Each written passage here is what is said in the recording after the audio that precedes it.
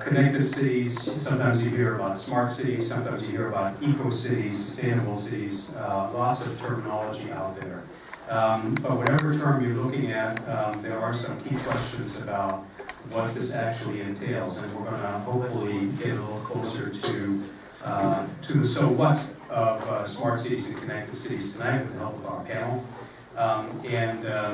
At this point, I think what I'll do is I'll tee it up with our keynote speaker, Graf here, and I want to introduce you to him. Peter's over here on our right. He's extended the privilege of his presence here tonight. He's Executive Vice President, really Chief Sustainability Officer, and Executive Vice President for Sustainability Solutions at SAP. Has had a long-standing, very senior career at SAP, having been Deputy Chief Marketing Officer for a long time, and then took over the charter of Sustainability Solutions, which is both an internal proposition, so he's responsible for sustainability at SAP itself, and then sustainability as a market solution for clients. And so I think Peter will will provoke us a little bit to think beyond traditional notions of smart city, right? We always connote with smart cities the image of sustainability and clean and green, complying with environmental regulations, becoming a bit more efficient. But I think Peter's going to have a slightly different take on this. This is really a quite different proposition, potentially transforming the way we live. So with that, I'd like to hand it over to Peter. Thank you.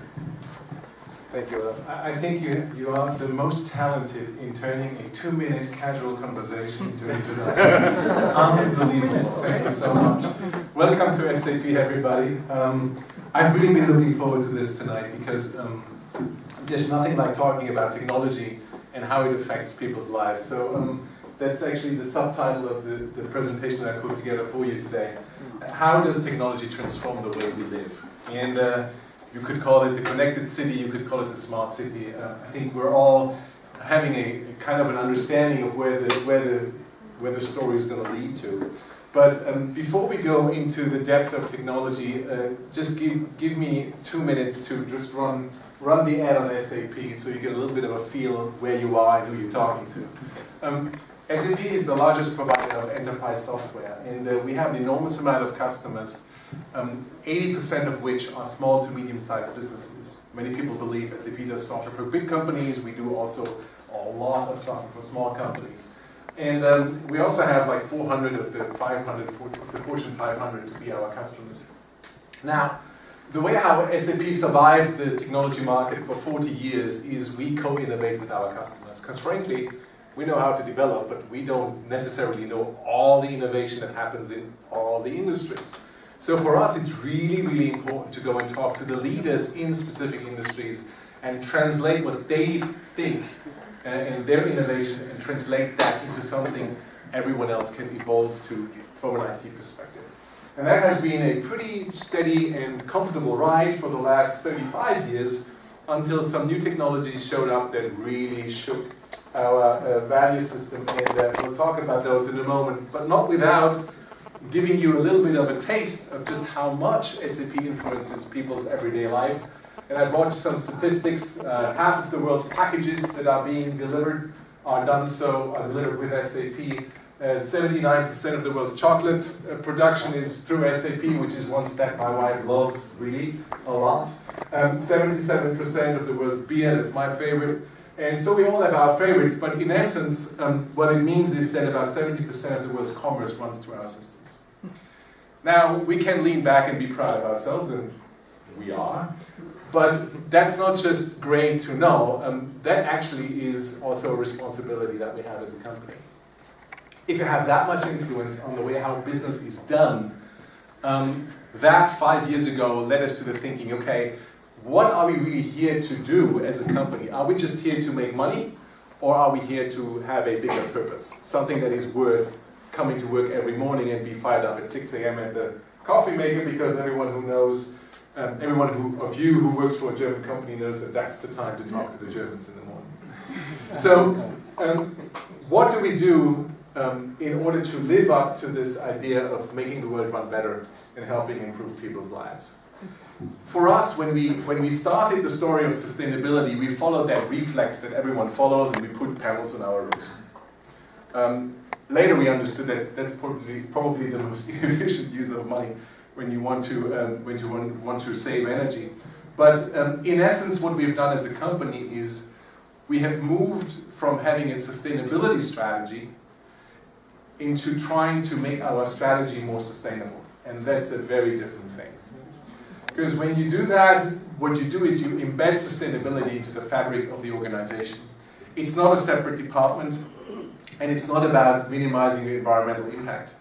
It's thinking about how can you take the way how you create value as a company and do that in a way that you can endure and be successful in the long run. And that's a very, very different proposition. So for example, an environmental strategy might be about a carbon target, and we do have one, of reducing our overall emissions back to the year 2000, to the level of the year 2000 by the year 2020. But that's not really what makes us work as a company. I talked about innovation, and I talked about what drives us, and most of our KPIs, of our performance indicators that we run internally, have to do with employee retention, diversity, women in management, employer ranking, health, employer engagement, and so forth.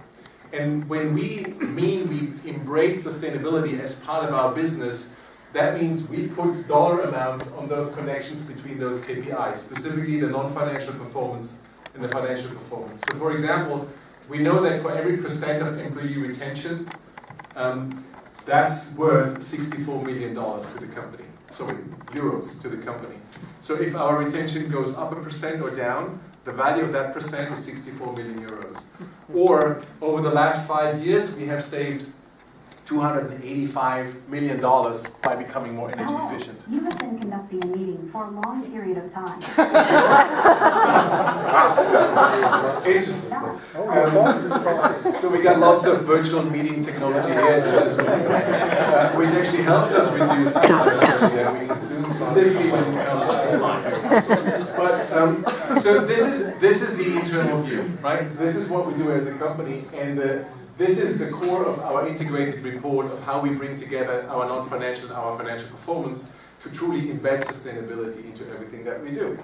And that's also the way how to engage the CFO, by the way, because he needs to sign the report. When we started off with 3 pillars: customer solutions for sustainability. So what do we do? Having defined ERP, enterprise resource planning, what are the new resources we need to manage? And it is clear that in the future, companies do not only need to manage the traditional resources of financial resources, human resources, and so forth, but companies need to manage water, energy, biodiversity, and all those things as well as they are managing finances and human resources today. So that's a big, big job. And there are more than 1,000 people at SAP dealing with that challenge of injecting those types of management capabilities into SAP products. That's a big, big push. And that's how SAP creates value, and that's why this is the most important part of our strategy. And then comes our internal operations, and then comes our innovation in society, and how we invest in society in a way that it comes back to us. Okay, enough about enough about SAP and our own strategy. We came here to talk about connected cities. And I've done some research, and I talked to a lot of different companies because, frankly, I love selling software almost as much as I love helping the environment and making the world run better. So we talk about business models, we talk about what they want to do and how they embrace sustainability. And it's not just a conversation with the sustainability guys on the other side, the guys with the green shirt. No, it's also with the line of business managers, the supply chain people, right? The people who manage manufacturing and plants. And they all come in and they think efficiency. That's the mantra. Why do they think efficiency? Because they understand if I can reduce my cost, I also usually reduce my environmental impact. If I consume less energy, that's great for everybody. I save money, I save carbon, done. The problem is that better isn't good enough. And I've brought you an example to clarify what I mean by that. Over the last 40 years, the car industry has achieved amazing efficiencies, driving the efficiency of a single passenger car by about 60% from a fuel consumption perspective. So the cars today are 60% more efficient than the cars 40 years ago. That's amazing. It truly is. And you can buy a car today that has 45 miles per gallon. But in average, the complete fleet, all the cars sold, we saw an increase from about 15 miles per gallon to about 24 today. Now that makes everyone feel great, right? The problem is that in absolute terms, at the same time frame, we have added 4 times the amount of cars. There's 1 billion cars now, and there were only 250 million 40 years ago. And that is the key problem that we need to understand. I have nothing against efficiency gains, and I love them whenever they deliver short-term return on investment. Great, let's do it. However, to really solve the problem, efficiency is not good enough. Now, before we go to the cities, just a little bit of a theory here. I think that there are new technologies like big data, cloud computing, and mobile technology that have the potential to drive a wave of transformation and not just a wave of efficiency. And I will illustrate what that means by going through what companies usually do when they get engaged in sustainability. The first thing is, I will only do what I'm forced to do. That's called compliance. And that compliance can come from the state, from the federal government, the EPA, or your biggest customer. 5 years ago, there was a very big deal that SAP lost because we didn't have a sustainability strategy. And the supplier code of conduct of that big customer of SAP demanded that their suppliers have a sustainability strategy. Now that really shook SAP at the heart. We're losing a deal because of that. So that's compliance, and it could be Walmart's sustainability index, it could be the latest regulation, carbon emission, whatever you want. Now, this would be annoying if it continued for a long time. Okay. So, think about this. We have customers who ship goods into Europe. And you all know that REACH compliance is a pretty big deal. So you need to have every chemical needs to be lined out. And some chemicals cannot be imported into the European Union. Now, Switzerland is this one little dot in the European landscape that's not part of the European Union. And it will take a long time to forgive them, if at all, for not joining. And when they export something into the European Union, their companies need to go through a lot of effort. Now, what big data allowed companies like Givaudan to do, and Givaudan does fragrances, they have 500,000 different products. Because they're pretty much 500,000 different recipes of, smelling sensations. We help them to be compliant, and that compliance check happens in a matter of seconds, while it used to take a very, very long time. So what big data allows us to do here is to take an enormous volume and process that very quickly. Okay? Now, let's do a little detour on big data, because that's the topic of the night. Big data is a word that we use to describe an enormous, large amount of data, obviously. We also usually describe data that's really fast, because data comes in at a much higher frequency these days than it used to be, because we have all these sensors and devices and things like that. In the past, you would store all this data in a database that's relational. So there's a rotating disk, and that rotating disk is optimized for that physical arm to read the data. And that became a bottleneck, which is why lots and lots of technology were developed in order to optimize, or actually to minimize the access to the physical disk, while still having access to all the data. In other words, you had the choice between getting to your data fast or be flexible. So you could get fast to large amounts of data in the past. What you would do is pre-aggregate the data so that this type of query is going to come and I can pre-compute the result. That's one way, and that gave jobs to tens of thousands of database administrators. It's a whole industry formed around this. And then there's the other thing, which is, okay, if you have a new query, something that hasn't been asked yet, and you really want to go through all the data, that can take a long time. And I'm talking about queries that would take days, weeks, and they run that long in order to access all that data. That contradiction between speed and flexibility That has gone away. Why? Because the price performance of the chips in memory has dramatically increased, so that today we can store all the data in memory and we don't need to do all the things to optimize accessing a physical rotating disk. We can dramatically optimize the way how the data is structured. We can in fact store the data in a way that's optimal for the way how the application needs it, not in a way that's optimal for a rotating disk to be accessed. And that changes everything. So let me give you a couple of examples. We have worked with the Charité in Berlin, and you guys, most of you have a German background, so you know the hospital, it's very famous, on doing DNA analysis. So people came in and they were diagnosed with a cancer, and what we would do is we would use HANA, which is our in-memory database, to do a DNA analysis and to compare the DNA in the cancerous cells with the DNA in the healthy cells, and understand what the genome defect is, because that is a great indicator of what the best treatment would be. That type of analysis used to take 5 days. So you would have a patient, you would tell him he has cancer, you would take samples, you would send them home, and after 5 days you could start the treatment. Now it's a 5-minute affair. Because the computation gets so quickly, you can access that amount of data in such enormously efficient ways, it changes everything. And that's the kind of an underlying technology which frees us from the constraints that we've had for 35 years in accessing data. By the way, it also makes our systems much, much simpler, because our systems used to struggle with accessing databases, and that took a lot of effort to make that, to still get good performance in spite of that. So compliance is the first. The second, what people usually do is they go for efficiency. Great example with Danone. Danone uses SAP and big data in order to compute the carbon footprint of 35,000 products every month. And they go back to their supply chain partners and say, okay, why does this yogurt have more embedded energy than that? And what can we do to the container to reduce that amount of energy, making it cheaper for me? That's efficiency. So you minimize your input or you maximize your output, but you're effectively running the same process. That's just like making your car consume less fuel. It's still driving around the car, you own the car, and that's the story.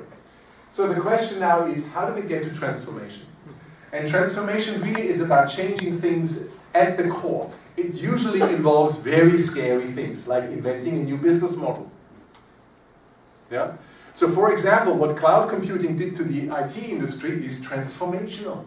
Because we're not selling you a system anymore, you can rent the system from us and you use it over the internet. You have nothing to deploy. You do not need an IT department. That's transformational. So, but it also leads to new levels of efficiency, because if many people share the same IT data structure, that creates efficiency. So how can we get to transformation? How can we really get a step change going?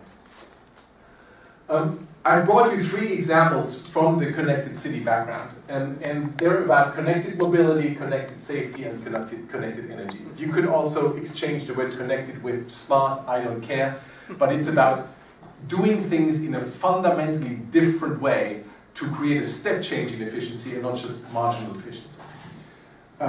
So, connected mobility. I wanted to We'll talk about 2 things tonight. We'll talk about connected cars, and Gil is going to talk a lot about that. So let me just give you the primer on connected cars. In the Western world, the young people, so all of you, you're not buying cars like your parents used to buy cars anymore. And the growth in the automotive industry mostly comes from China, Brazil, and the emerging markets. So the problem that the car companies have is they're in a very saturated market and they have a need for growth. For that growth to happen, they need to move from selling cars to selling mobility. And that is a very, very different proposition. Imagine you could buy 1,000 miles per month. And when you go to the city, you take a very small car that may be electric, and when you go to Tahoe, you take the big 4-wheel drive. And when you fill up at the gas station, you don't pay. The car pays because you bought the miles. You're not buying the fuel. So that is a fundamentally different model, specifically because you're now not just using a car. That same car, when you usually park it, is actually used by other people. I mean, my car is driven 1% of the time and 99% of the time it's standing around. That's a complete waste of resources. And when it's driving, it should be fully occupied. Not just one guy sitting there being envious at the guys in the carpool lane, but the car should be full. So Gil is going to cover all the great things about the connected car. I just wanted to highlight one scenario that we have deployed at SAP and that we're doing now around the world, and that's called To-Go. And that is a ride-sharing application specifically designed for the needs of municipalities. In fact, the way how we go about this is that we engage with the city, for example, the city of Wiesloch, which is the place where SAP is located, essentially. Wiesloch-Waldorf, same thing. Village next to the big company. And we've engaged with their cities, and they have engaged with all the local businesses. And we've talked to the mayor. Mayor was really excited. We took the critical mass that's already in SAP, because we have 9,000 people who are using this thing. And we have invited the city around us to participate. Now, this is part of a smart Wiesloch strategy, where they do a lot of great things, but essentially we have used the city in order to not just run this with one big company, but with lots of big companies, and actually to enlist all the small companies as well. In order to take the one trip that everyone does at least once a day, which is going to work and back home, and at least make that much more effective, and transform this. And the funny thing is, how do you engage people to participate? And that engagement, and that's a recurring theme, is absolutely key to create transformation. Transformation doesn't exist because you have software or because your mayor wants to transform the city. It is completely irrelevant. What you need to do is you need to deliver an immediate benefit to those who are engaged, in spite of the fact that the benefit you really want to create comes only 10 or 15 years later. Let me tell you what that means. When we advertised To-Go internally, we went to our employees and said, guys, use To-Go, you can save the planet. And they go like, hell with the planet, it's inconvenient, why would I do that? Yeah. So then we tried, hey guys, you should use To-Go because it saves you money. And they say, yeah, you know, I work at SAP, I can afford driving to work. Okay, and by the way, it's the company car and you pay the fuel anyway, so what do I care? So, how do you get them engaged? And what really worked was when we started advertising, use To-Go, meet new people, know the gossip. That was an immediate benefit that was worth for people to get into and share a ride. Because we are a knowledge company. We're all about the network inside the company. Do you know this guy? Do you know that guy? This is how things get done here. And that's exactly what we advertised. You become part of the network of people who get things done. And then it helped that our CEO, Jim Snaber, also offers rides, and other members of the board, so you might be picked up by the top guy. And that's a cool thing how to get to work. So you create benefits that are not obvious, but engagement is absolutely essential to create transformation. It's not just the software, it's not the mayor, it's how you engage those who need to adjust their behavior. That was example number one. Number two, this is about safety. And I've taken the only picture that wouldn't get me into trouble, which is one of myself. So this is an app that you can give to people that live in the city. Because right now, safety is all about how many policemen do you have in the street? You know, how many incidents can they manage? Right? That's how people think about safety. Now, if you turn this around and transform safety, is everyone becomes a safety officer. All you need to do is you give them the means to be one. And this is an application, the mobile incident management, the hottest selling application that we have in the sustainability area. We have lots of them. You go into your city, you can report an issue, you choose what kind of issue you want to report, either environmental concerns or street light malfunctions, pedestrian safety, or suspicious activities. You click on it, you take a picture of that suspicious activity, you give it a short description, unknown person asking kids about neighbors, yeah? And you send it off. It's got your GPS position, and what happens now is that all those events show up on one big map in the office of the safety officer of the city. And now what they can do is they can add 1 + 1. Because there is a whole theory about safety, that you have usually hundreds of observable events before a catastrophe happens. And essentially, I mean, we started this development with BP after Deepwater Horizon. They said we need to find ways to drive safety in different ways. And there were many, many observable events, but nobody had the visibility to say, oh, this is a very bad situation, right? This security layer failed, this security layer failed, this one failed, we will have a catastrophe. And that's how this was developed. It's very, very powerful. And many companies use it. We now start to offer it to cities as well to transform safety. That's example number 2. By the way, obviously, this uses mobile technology. These things are all in the cloud, very low adoption. You just go and sign up and use it, essentially, and then people download the app from the App Store or Google Play and just go with it. And the final example is energy and connected energy. In the energy space, you know, we've talked about efficiency for a long, long time. And you are actually in a gold LEED certified building here. This is our water showcase here in this building. The building next door is our energy showcase with solar panels and DC in the data center and electric car charging with DC and all these cool things. On the efficiency side, we have done extremely well. We invested $2.3 million in the building next door, and we are saving now $700,000 every year in energy costs. It's unbelievable. In lighting, in cooling, we have electrochromic windows. We have rearranged the data center to be much more energy efficient, much more virtualization, intelligent lighting with motion detection, and LEDs, obviously. And that's great, but the next step really is to understand the supply and demand models between those who consume energy and those who are actually producing energy. And again, those are scenarios that again go back to the car idea, because cars can be mobile energy buffers. Everyone knows that. But essentially, what we believe will happen is that the utility will be able to switch on the appliances with homes. So you can switch on, let's say, your washer, but the washer can be switched on in 2 ways. One is wash now, and the other one is wash when it's convenient to wash for the utility, when they have excess energy. And the utility switches on your appliances when they have energy at a surplus. And this can obviously, reduce the peaks in your energy need. And this application is now targeted not only as cities and facilities. We use this also within manufacturing, because those are very, very big companies that use enormous amounts of energy. So let me give you just some number. You all know Valero, oil and gas company. You've probably filled up at their stations. They're using SAP in order to optimize the energy consumption across 15 power plants. Not power plants, refineries, sorry.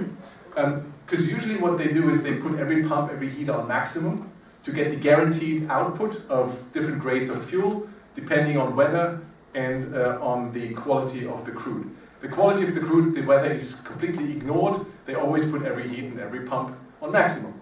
That guarantees the output. So we went in and said, that's a complete waste of energy, right? We can save you money, and we're saving them $200 million a year by giving them very exact settings of how to run these refineries in an optimal way, by analyzing with big data how they're actually consuming energy, and by using expert knowledge put into software, if you will, to give recommendations to the operator of the petrochemical plant. Amazing things based on big data. The same can apply to cities where you have lots of suppliers, potential distributed generation of energy, and lots of consumers. So these scenarios are very close.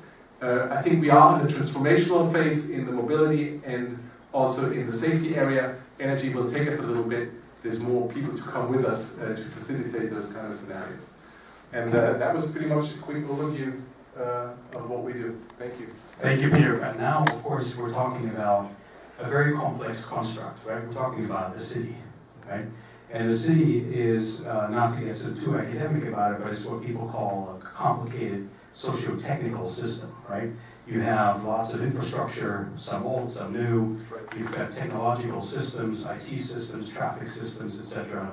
And then you've got human systems, right? You've got lots of politics, right? Some good, some bad, right?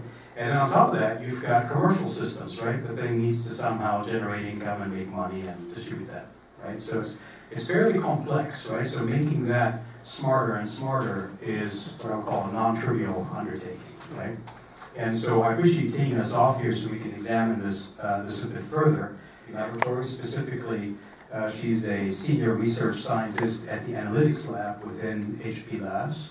She's a trained resource economist, PhD in resource economics. And Kiara will tell us a little bit more about what are the pressures out there, right? She's run the numbers, she's run the models, she understands what some of the externalities are, how we measure them, and what that means for us, right? Then we've got Perez, who is the Senior Vice President of Sustainable Industries, if I get that right, and General Manager of the Mobility or Automotive Solutions group here at SAP. And Gil also has a social entrepreneurship background, so he will tell us a little bit about some of the cloud-based solutions in automotive and utilities. I think oil and gas is part of your portfolio as well, and how all of that might play into smart cities. Then we've got Hughes, who is head of advanced technology at Silver Spring Networks. And for those of you who don't know, Silver Spring makes networking equipment and systems for smart grids, and he leads the new initiatives internationally at Silver Spring, including smart cities. Did I get that right? You did. Excellent. Okay. So now with that, I think I'll hand it over to you, Kiara. Paint the picture for us. What are the pressures out there, right? We've heard that we obviously need to increase our efficiency. Transformation is the aspiration, right? How big is that challenge? Can you walk us through that? Sure. Excuse me. So my background is in environmental economics. I've had experience from agriculture to IT. So when you think of optimizing, or in the economic sense, where supply equals demand, and everyone is optimizing for the private market. So when you think of sustainability, or you look at energy or any type of market, the idea being that there are these external costs. So you could have positive externalities, the fact that my neighbor has a beautiful garden that increases the value of my home, that's a great thing. But when we talk about energy and resource, there's a lot of negative externalities, and they have a real impact on our society, the way we live and breathe. There's externalities within consumption as well as production. So, the waste streams that we create, or even the production of goods and services. So how do we deal with that? Well, a lot of times there's a lot of environmental regulation that deals with that. So my dissertation looked at environmental regulation when we look at pesticide use regulation that we have in the San Joaquin Valley. So it's temporal, it's spatial, it's a very complex issue. And a lot of times with externalities, or even putting a price on these things, that comes into play is what's the appropriate price. And for every market in every area, there's different cost benefits. There's the different costs. So if I live downstream from a river of the pollution plant, the cost of them producing, these little tin cans is very great on me, very great on my kids, the water I drink. But if I'm upstream, residents, who cares? So, there's a lot of pressures to really get it right, get the prices right, and have the appropriate incentives. So if you look at more of a market stance, kind of outside of the technology streams, we need to have a way in which incentives are aligned. So we have prices appropriately, or even for companies like HP or SAP, to do the right thing, because there is some sort of efficiency gain. It's not about this great warm feeling of being green. It's the idea that in a lot of times in these markets, it's really making sure that the price is set appropriately. And in a regulatory environment, like in the US, as we see now, with the daily policies, that's very complex. Thank you, Kiara. Let me just latch on to one thing you said. You said we're trying to get the incentives right, right? To the best of my knowledge, we understand that subsidizes water consumption, right? And water is subsidized globally because some people conceive of it as a public good, but it's important for everybody to live. You can't do without water, right? How do we solve that kind of challenge? How do we innovate in a city environment where people use lots of water, right? It may be a lower economic footprint than ecological footprint than as if everybody was distributed across the land, but there's still a lot of water consumption in the city, right? So what kind of dialogues do you have with policymakers or executives or inside the labs to model it so that the pricing is such that it's affordable, but it also gives incentive for entrepreneurs to get in there, right, and innovate. Well, I think when you talk about water, you talk about any kind of regulatory environment within utilities. There's different types of pricing, right? So you have residential pricing, and then you have industrial and commercial pricing. And you can have, in California, you have agricultural pricing, because despite, what a lot of people think, agriculture is a big part of the California economy. So you need to have a change in the pricing mechanisms such that you encourage people to conserve, or even with waste, you encourage people to recycle. There needs to be some sort of penalty. I was at my sister-in-law's recently in San Francisco, and she has to sort her trash into 6 different things. It's not very cost-effective. It's not very easy. And I was joking with her, well, what's the benefit for me to recycle and put it in 6 different things? I mean, is there a penalty mechanism? With water, yes, I think it's a very difficult one, because people think you have the right to water, clean water, and access to it. But there needs to be prices or changes within the pricing mechanisms. But it's a hot topic policy issue, so I don't see too many changes to that until there's really a push. And I think the idea being that, in the regulatory environment, a lot of times when there's a real push is when we're kind of at the breaking point. When we really see the supply not meeting the demand, then we'll probably see more changes. Thank you, Kiara. I'd like to come over to you now and ask, so, what does the cloud actually do for creating incentives as well as providing solutions to manage our resources better within connected cities? Or maybe that's the wrong frame, right? What else does the cloud do to lead to that transformational paradigm on how we live together? So let me give you a couple of examples about the things that we're doing. So in 2012, we started a challenge that's called the Global Connected Car Contest. So it's on globalconnectedcarcontest.com, and the first one that we did was with Audi, a brand that most of you probably know, and it was SAP and Audi going out to universities and trying to put a set of challenges, and the challenges were around parking, around fueling, around electrical vehicles. So we set a couple of challenges out, and we've asked students from around the world to come up with ideas of ideations of how would they approach these challenges, and how would they think of solving them. So we had over 50,000 students from all around the world. We had over 400 teams that actually submitted full submissions of ideas within different categories. And it wasn't an easy submission. It was actually a submission that had to deal with the kind of the use case itself, had to deal with the business concept of how would you solve it, and obviously also had a bit of a technical element of what kind of conceptual services would you expect SAP/the automakers to provide. We repeated it this year. This year we've done it with Chevy. So if you go to www.connectedcarcontest2013.com, we launched it at TechCrunch, which happened earlier this year in September.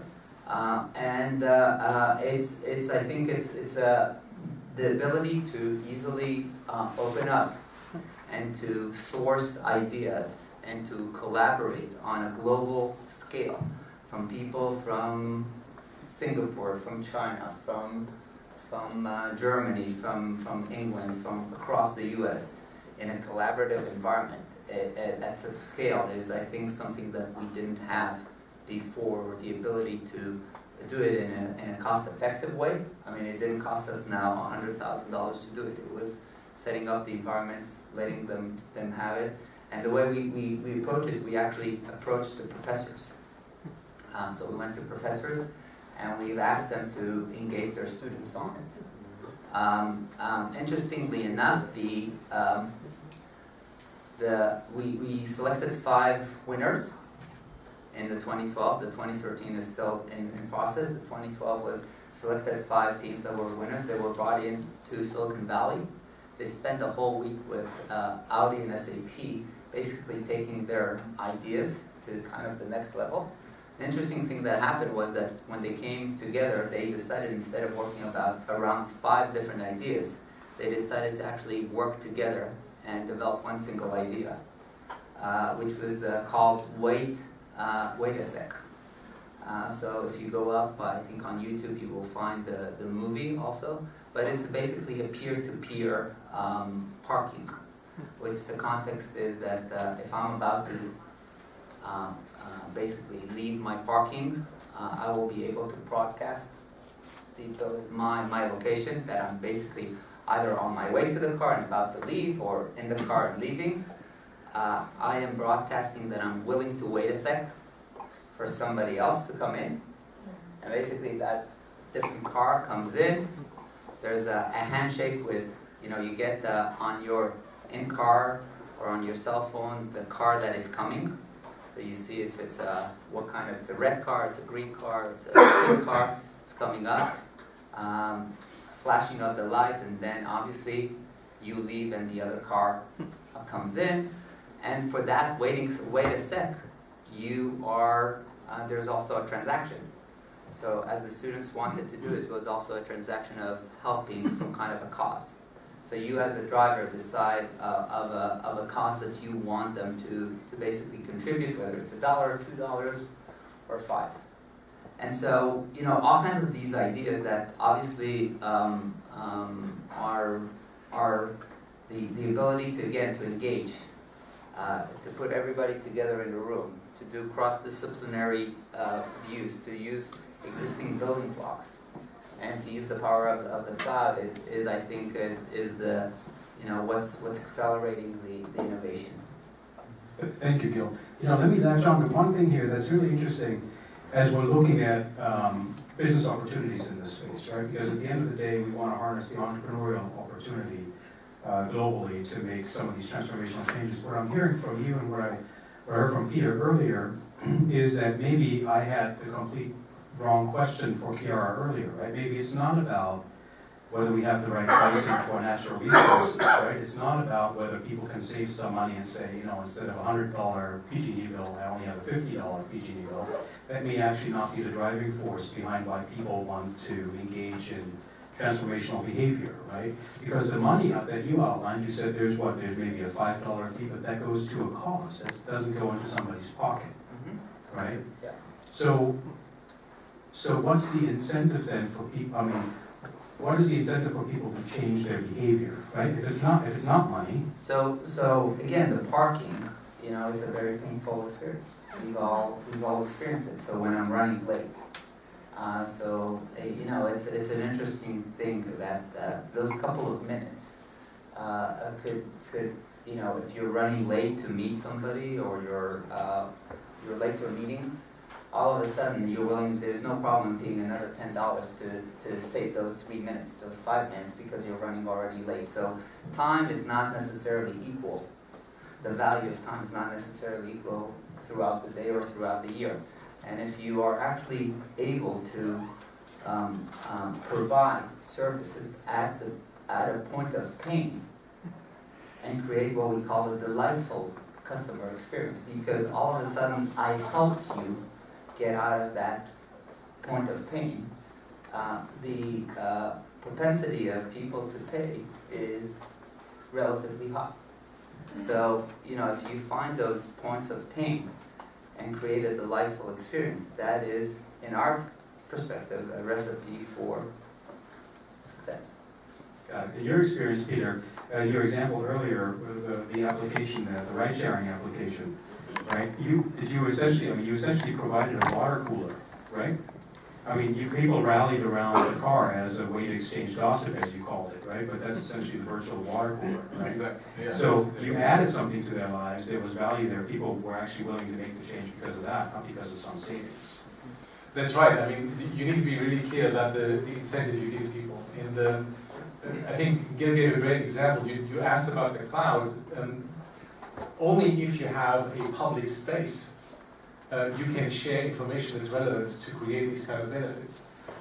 If you want to share, if you're in your car and your car figures out that it's low on fuel, it can go and ask a cloud, who are all the gas stations that are close by, And does any one of those gas stations have a special for me today?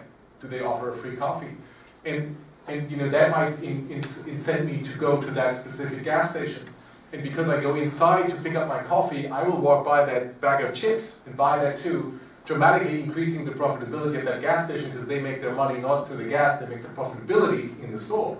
And people don't go there anymore.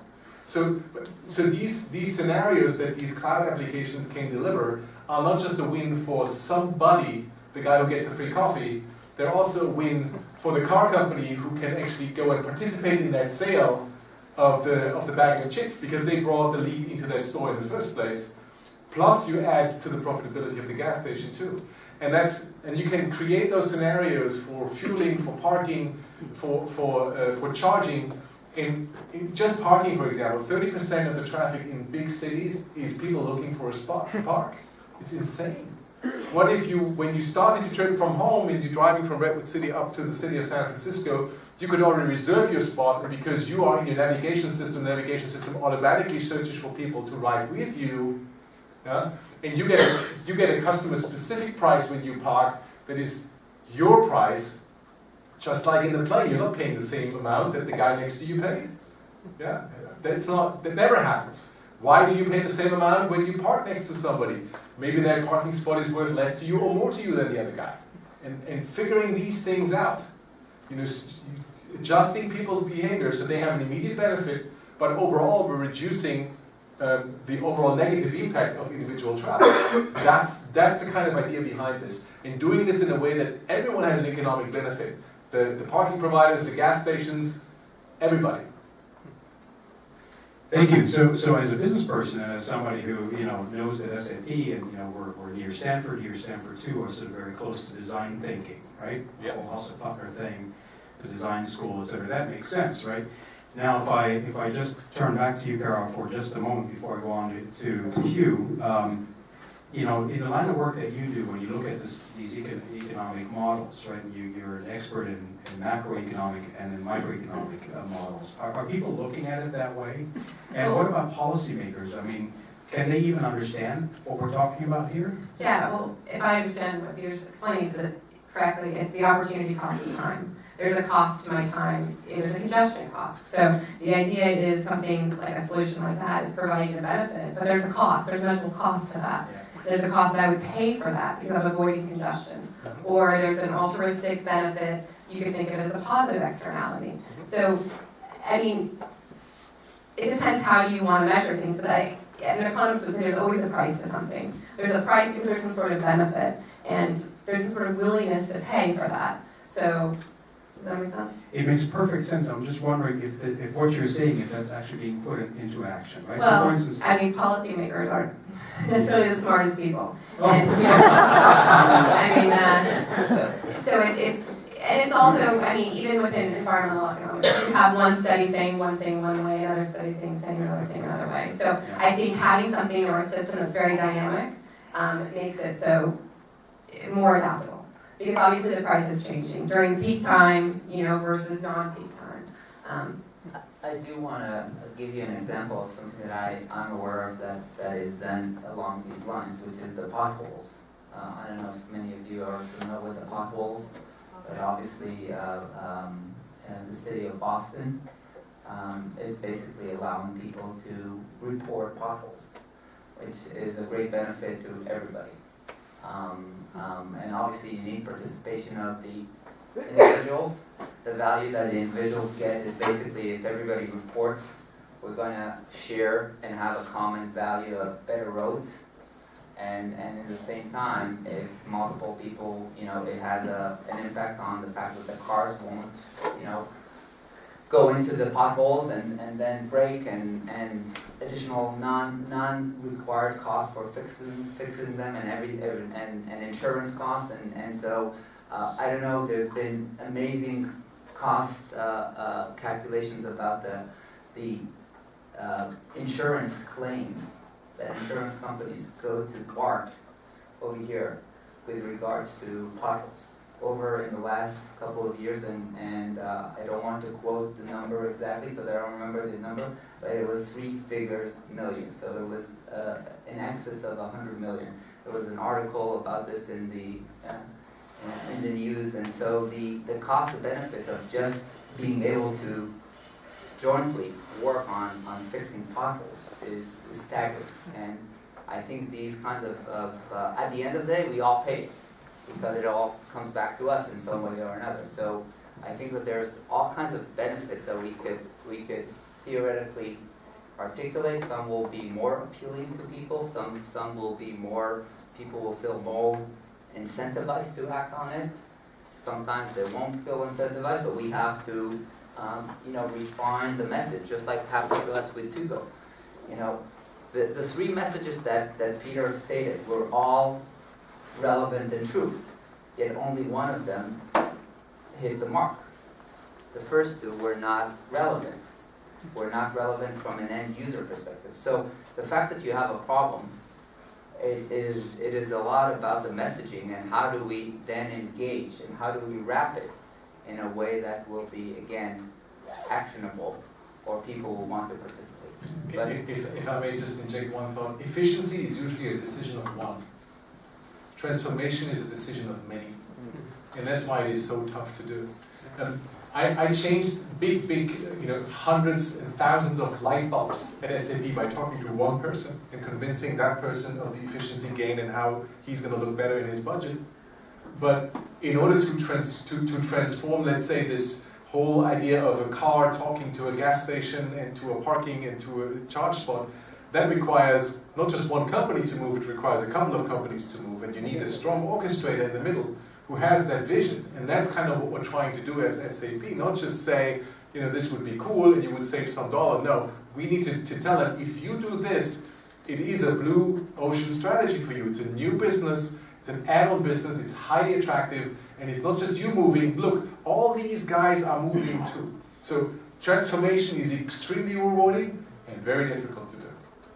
Thank you. Let me hook in there. Obviously, again, this makes sense from an entrepreneur's perspective, from a business person's perspective, and it's very, and from your vantage point, it's very democratic development. People are latching onto this, right? Because you figured out what the motivational incentives are.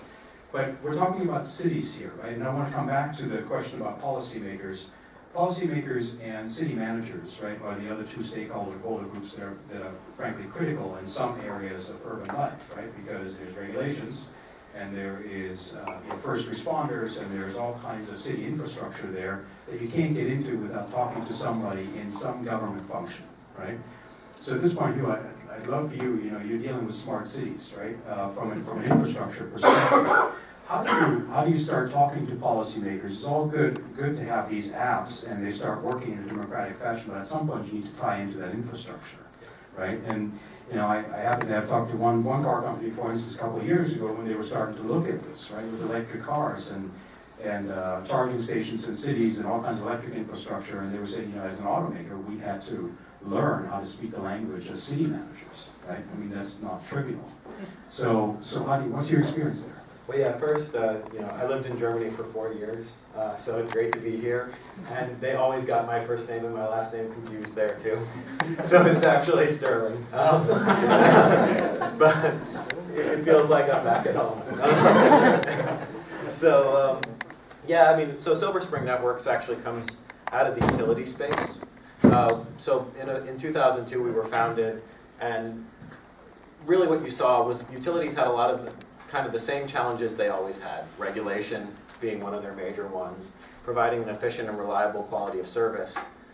And then they had some new challenges that were coming on, and those new challenges were fueled by new technologies coming into the market, right? Solar, wind, renewable energy coming, the price of coal going up. They also had an opportunity, which was that computing, obviously Moore's Law, everybody knows, was getting cheaper and cheaper. And you were able to have little sensors that go into electric meters, that go into electric vehicles, that go into cars, and allow you to network those devices and connect them, right? So Silver Spring really comes out of that experience. And what you saw was there were a lot of regulatory changes that needed to happen. There were a lot of technology changes that needed to be implemented. But you had a real push because kind of everything was right? The price for technology, if you bought an electric meter 10, 15 years ago, actually people were networking electric meters before I was born, which is not that long ago, but they cost maybe $400, $500 for a networked meter. Today, if you go on the market, kind of price to network an electric meter is $80 to $90, right? So you can attribute a lot of the fact that a smart grid didn't really take off until California instituted regulations and different areas didn't have smart metering rollouts as mandates. But actually, if they had mandates 20 years ago, it wouldn't have been cost effective. You would have lost money doing it. So when we work with cities, a lot of people tend to focus a lot on the procurement issues and the regulatory and the policy issues. But when it comes down to it, pretty much everything we've seen is if you have a really good and compelling business case, the regulation and the policy and all of that, it kind of comes, right? You need to have practices in place that are a little bit onerous and a little bit painful when it comes to procurement. I think that's the one everybody complains about when it's cities, in terms of incentives for consumers. But when the technology reaches that tipping point, you really see the adoption start to move. And in cities, as an example, it's like it was with smart meters about 10 years ago. So about 10 years ago, the price of a smart meter went down from about $250 to about $100, $110 per smart meter, and you started to see mass deployments. Today in cities, we're seeing a lot of technology become cost effective to the point that people will deploy it. Take LEDs as an example. When Silver Spring's been kind of selling to cities for the past 2-3 years, and we've been selling networked LEDs as well as networked parking and a few other solutions. When we first started in the market 2 years ago, if you wanted to buy an LED and network it for your city and you wanted to network all your lights, you could save 80% of your energy usage and you could save 60% of your operational cost on the lights. But you were going from a high pressure sodium bulb that cost you $100 to an LED and a networked LED that cost you $650. Today, same regulations, same policies, nothing's really changed, except the price of an LED is around, Cree just announced a $100 LED for streetlights, and the average price in the market's about $120.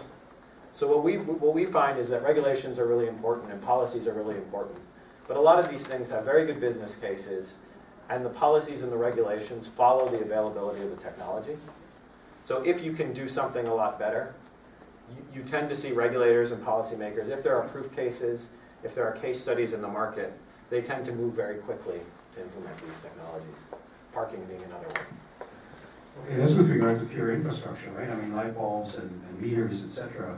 But now we're talking data, right? And there are a lot of people out there now who are saying, okay, I love these apps, I like these software solutions, cloud-based applications. I want to do more with that in the city, I want to manage my life, right? But as you say, the city will eventually, and the utilities will eventually come around because technology is driving it. If it's a superior proposition, they'll come around, but it's going to take more time. So there's a time lag, right? And then in addition, when you're talking about data, I mean, now if you think about life in the city, right, you're now collecting data on life patterns, right? And right there, privacy, security, right? I mean, the whole Washington, D.C.-based surveillance thing comes back in. I mean, it's not easy, right, to deal with policymakers and regulators on that stuff when it's data-based, right? Where are you going to get the data? Yep. If people have anxiety around, what are you going to do with that data, right? And it's how you market it, right? If you take, there are some smart meter programs as an example, and this is more in the utility space, but I imagine it'll apply to the city space. You could certainly imagine CCTV causing privacy concerns. There are some smart meter programs that are not very popular with consumers, right? You probably all read about the certain smart meter programs or in various geographies where there's been a backlash of people not wanting a smart meter in their house, not wanting to have people understand their energy usage, it's their property. And when we see a broad variety of these programs, what we find is engaging citizens, engaging consumers up front in those policies tends to make the same exact program be received completely separately, kind of regardless from a regulatory issue and a policy issue. A customer of ours, Oklahoma Gas and Electric, implemented a smart meter rollout, 750,000 meters deployed, and their consumer their positive consumer ratings are on the order of a consumer brand, right? It's Apple, Microsoft, Oklahoma and Gas and Electric. I think for people who live locally, the idea that a utility would be as positively received as a brand like Apple is unbelievable. But what they've done with their programs is before deploying smart meters, they explained the benefits. We're going to help you save money on your electricity bill. They explained how they would save money on their electricity bill, and they actually invested in the outreach. And then they implemented a program where they could show them how much money they save every month, right? So if you get this program where you hear you're going to get a smart meter, you're going to save energy. They actually, in Oklahoma, it was less popular that they were avoiding building 2 coal power plants. So that wasn't a part of it, even though they had a very big green and sustainability aspect to it. They went and they said, listen, if you sign up for this program, we are saving you $10 a month, right? And so by implementing this is going to help you save money, and we're doing this on your behalf. With that outreach, it drastically changed the consumer satisfaction ratings from pretty much any other smart meter program we've seen. Create buy-in, create an opt-in. Yeah, Peter, and then we'll go to The utility in London called Centrica, they have used an SAP smart meter analytics tool some of the people who were growing weeds in the garage were not aware that the police asked for access to the database because people who grow weeds in their garage have a very specific energy consumption pattern that shows on their smart meter readings. And so they were actually able to go and prosecute people detected through smart meter. And is that a good or a bad thing? Sorry? Is that a good or a bad thing? Well, it depends whether you like it or not. The weeds, I mean. But so here's the thing. Big data, the privacy issue is a big one. So for example, with To-Go, we are forced by law, because the servers are in Germany, to delete all the data after 6 weeks. So all the operational data, who drove with whom, and that all goes away. You cannot retrace personal data, and we're required to do that by law. But a lot of the big data challenges actually are areas where you're trying to prevent fraud. For example, insurances are all over big data, because they're trying to find those patterns where people usually try to fool the insurers. And there's huge money with us. So the public sector, some of the most attractive uses of big data is in fraud detection in the public sector. And if you look at, actually, the Centrica is a perfect example of that. So in the UK, a smart metering rollout, they're actually implementing a smart metering rollout. They're networking every smart meter, and that's led by the government. Right? So the government's initiating a smart metering rollout. You'd think that would have massive privacy issues and that people would be very afraid, and they are. What the government's done, though, is because they think it's a compelling commercial proposition, it doesn't make sense to have every different energy retailer have their own network. They've created a policy that says the government can't hold any of your data, but Centrica, you have a choice on whether you work with them or you work with another energy supplier like an E.ON. They've actually shifted that responsibility to the energy supplier and to the retailer of energy. And that's made a drastic difference in consumer satisfaction and consumer trust. So once you have that proposition, you see a case where they just design the policies for the specific issues they have locally. Got it. Okay, great. I'd like to go to the audience. Any questions? Let's make this interactive. Yes, the gentleman up here. Do I need the mic, or I think are you okay? So it seems, and this is kind of like an agree or disagree, but it seems like one of the big transformations is going from enterprise resource planning to enterprise resource sharing. And you think of the sharing economy with Lyft, with Airbnb, with Liquid Office, where traditionally when you buy something, it's mine. This is what it is. It's part of my enterprise, part of my individual home. But now with To-Go, you see a lot of sharing of assets. And I'm curious whether you see this concept of sharing resources between organizations also. Shared office space, shared cars, examples. Just wondering if your clients are showing that kind of a trend. I think that people themselves and those who live in a shared economy are far ahead of the organizations. I think they think more in traditional patterns. If you want to redefine ERP, I would say it's not enterprise, it's more ecosystem. So sharing happens along the lines of a value chain. And the type of collaboration we see between customers and suppliers is dramatically shifted. From in the past, it would be squeezing your suppliers to get the best price. Now there's much more of a collaboration society where you try to figure out where the inefficiencies are together. So you've probably heard of the Pepsi example where they try to figure out the carbon footprint of a quart of orange juice. Beautiful example. What do you believe is the biggest contributor to the carbon footprint of a quart of orange juice? Any opinions? Cardboard? Cardboard? No? Fertilizer. Ha! Right. Fertilizer.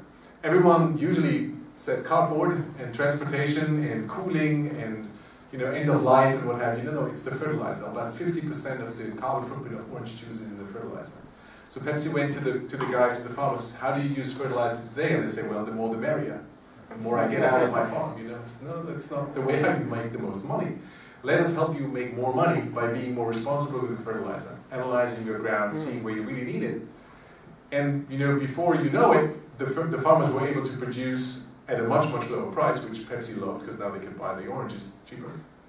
The only one worse off was Monsanto because they delivered the fertilizer. But you can see that if you start using, let's say, carbon as a proxy for inefficiency, you find inefficiencies that you would not find in your supply chain if you only ask for the price of a ton of oranges. There is no way to find inefficiency in that number. If you ask for water consumption or carbon, then you find it. And that's where a lot of sharing happens, not in terms of sharing a resource, but in terms of sharing information. And that leads us back to the cloud as a platform to do it, big data to be able to analyze it, and so on. That's where I see much more sharing. And sharing of information that is not the typical resource information, not financial information, and, how much at what cost at what time, but other types of resources are starting to be managed. Great. Other questions? Yes, good follow-up on this question. So you're comparing like the carbon exposure or carbon use in that metric, right? So what if you have different metrics, like in a car, in one case you're going more fuel efficient by going electric. In the meantime, you've got a different environmental impact because you don't know what to do with lithium batteries for like 30 or 50 years. Right. Complete different metric on the environmental impact. What do you do there? That is correct. So I assume you're asking me? Okay. Anybody? I don't want to monopolize the conversation. It's just how do you compare or measure like different environmental impacts because you're transitioning, right? So initially, people, when they looked at carbon footprint, they looked at their own operation, and they said, okay, here's what we do, and this is the energy we consume, and scope 1 and 2, and we're done. Then came scope 3, where people said, okay, what about your supply chain? And the World Resources Institute has really dramatically improved the way how you do scope 3, and now we are working towards a more common way of understanding the life cycle, the whole life impact of a product. So that is the production phase, the use phase, and the end of life phase. And it's not just the carbon side, it's also toxic materials and that information that needs to be driven through the entire supply chain. And I've talked about Danone before. They have been pioneering this with their supply chain, collecting information and really getting the end-to-end carbon footprint of the product, including the use phase and the end of life, which included lots of consumer research, and create that end-to-end vision. And the only way to compare things, is to have the end-to-end view, which is why in my electric car only renewable energy gets stored. Otherwise it doesn't make any sense. Right? I would have to drive 100,000 miles before I'm even remotely comparable to a conventional car. So you need to see the end-to-end. And there are systems now, and there's collaboration starting to get that perspective. Because I'm with you, a lot of the conversations today about carbon footprint are just crap, because they only take part of the supply chain and they're comparing apples and oranges. Over here, and then we'll go to you. Yeah. Yeah, I was wondering with the thing that Kiara said about the externalities and the pricing of that. So all these initiatives, they're very good, but do they really make a difference until we get the right price of the big externality of carbon? So until we get a carbon tax, or will it make sense even without a carbon tax if the technology evolves so fast as I think Sterling was talking about, that the price actually of technology comes so down that it's cheaper to do the right thing? Yeah, so I think that's where you talk about cloud computing and having something that's very dynamic, because as you said, with even any types of carbon tax, or if you want to do a quota, there's a real impact on the economy if you get that price wrong, because you might be underproducing, overproducing, etc. And there'll be there'll be negative impacts to the consumer and or the producer. So if you have a more dynamic system. But I think the idea when you have a common pool resource, I mean, so when you're talking about a city or water, you need to have, kind of an environment where there are mechanisms to drive that change. I mean, if technology makes things cheaper and more cost effective, I think obviously people will do that, but I think you need to change the mentality and the way people think. And I think with younger generations, or if you even have the idea of educating your consumer, you will see more changes in the marketplace. But where, initiatives or where prices are much higher for energy, people are obviously being pushed to be more cost effective in those areas. Anybody else on this one? Okay, the gentleman back here. So one of the things in this sharing economy that many people seem to have trouble overcoming is the whole car sharing idea, particularly in the United States, where the car has been this treasured value good. But at the same time, automotive cars, they're just everywhere, and they're these massive arrays of sensors basically driving around, but still the OEMs are holding on to all the data and are not necessarily willing to give much of it up. Do any of you see any automotive manufacturers or their suppliers jump on the sharing, jump on the collaboration train to actually make something happen? I'll take this one. I think that if you look at traditionally where OEMs have made money, they make money off of selling cars, so manufacturing. They made money off of parts, so service and selling those parts. And the third leg of that stool was financial services, which is leasing and all the financial services around selling of the cars. To date, when they started with the car sensors, or you probably are familiar with ODB, onboard diagnostic, the intent of that was to allow the technician at the garage to have more access to all the information from the car, so you could diagnose whether the problem is with your brakes, with your battery, or with something else. But that opened a window to getting information from the car. And now as we move forward, a lot of things have changed since they started this. The most important things that have changed is, as we see, there's the macro elements, which are cities are becoming constrained. You just getting to that saturation point in a city. Traffic jams and all that things that have a real impact on the vitality of the city. So even if you wanted to sell more cars, at some point the consumer starts voting with their own, wallet and stops buying. Yet there are alternatives. There's still public transportation and all of those things. So one macro element is obviously the pressure that they're seeing with the selling of cars in the cities is starting to not continue to go up in the same way that it's done in the past. The second thing that is happening is that they're getting a lot of pressure from a lot of these devices that we are all seeing around us, the cell phones. And people are starting to feel more and more comfortable with seeing a lot of data. The third thing that is happening to them is that they are seeing that people are expecting, I bought a $50,000 car, a $30,000 car. How come my experience in the car is worse than the $100 cell phone that I bought? How could it be possible? A layman doesn't understand that, that oxymoron. So what is happening is that they truly have, so they're dealing with privacy, but to get to your point is at the end is they understand today that they have to build, to Peter's point, a new business model. And the new business model is about sharing of information. So I can tell you from talking to multiple OEMs that they are willing to share information today. Yet, the opening of that is going to be based on a value proposition that they could get something from that. And I think Peter even alluded to that earlier on, that how do you create a model that if I know that you've been driving for 3 hours, is that an important information for the gas station to know to offer you maybe a drink right now. Or it's 3 hours in a very hot day and your air conditioning wasn't working, so I'm going to offer you a cold drink. Or if it's a cold day, maybe a hot chocolate.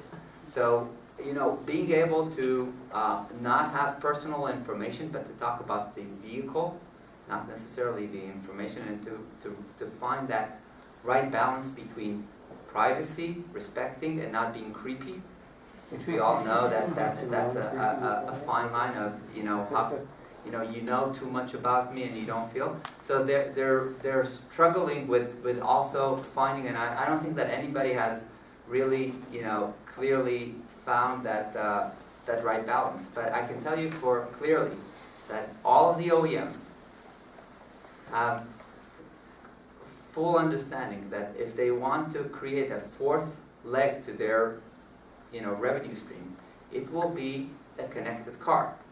But that connected car is not going to be about them buying more data, but it's how do they now enable a revenue stream for them. Because right now the model is, when we use the car, just so you understand, when we use the car, they're paying for the map.